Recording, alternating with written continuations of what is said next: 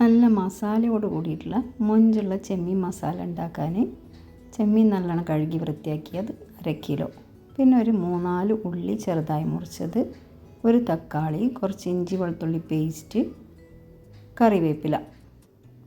ചെമ്മീനിലേക്ക് കുറച്ച് മുളക് പൊടിയും മഞ്ഞൾ പൊടിയും ഉപ്പെല്ലാം ചേർത്ത് ഈ മസാലകളെല്ലാം കൂടി കുഴച്ച് കുറച്ച് നേരം വെക്കുക.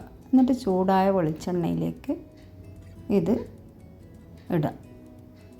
വളരെ എളുപ്പത്തിൽ ഈ മസാല ഉണ്ടാക്കാം, കുറേ പണിയൊന്നും എടുക്കണ്ട. അപ്പോൾ വെളിച്ചെണ്ണയിൽ ചെറിയ തീയിൽ വെക്കുക. അത് കുറച്ച് വേവാണ്ട്, വലിയ ചെമ്മീനാണ്.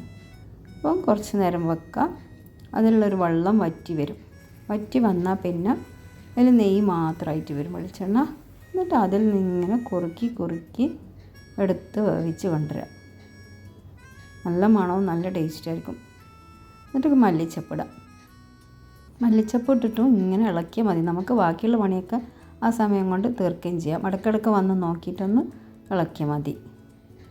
എല്ലാ ചേരുവയും നല്ലോണം ചേർന്ന് ചെമ്മീൻ അതിൽ തന്നെ വേകുമ്പോഴുള്ളൊരു മസാല ടേസ്റ്റും ഒക്കെ ഉണ്ടാവും, ഫ്ലേവർ. എന്നിട്ട് ഇതുപോലെ കോരി മാറ്റുക. കുറച്ചും കൂടി ഡ്രൈ ആണെങ്കിൽ അങ്ങനെയും ചെയ്യാം. വെറും പൊരിച്ചവർക്ക് ആദ്യം പൊരിച്ചൊന്ന് മാറ്റി വയ്ക്കുകയും ചെയ്യാം.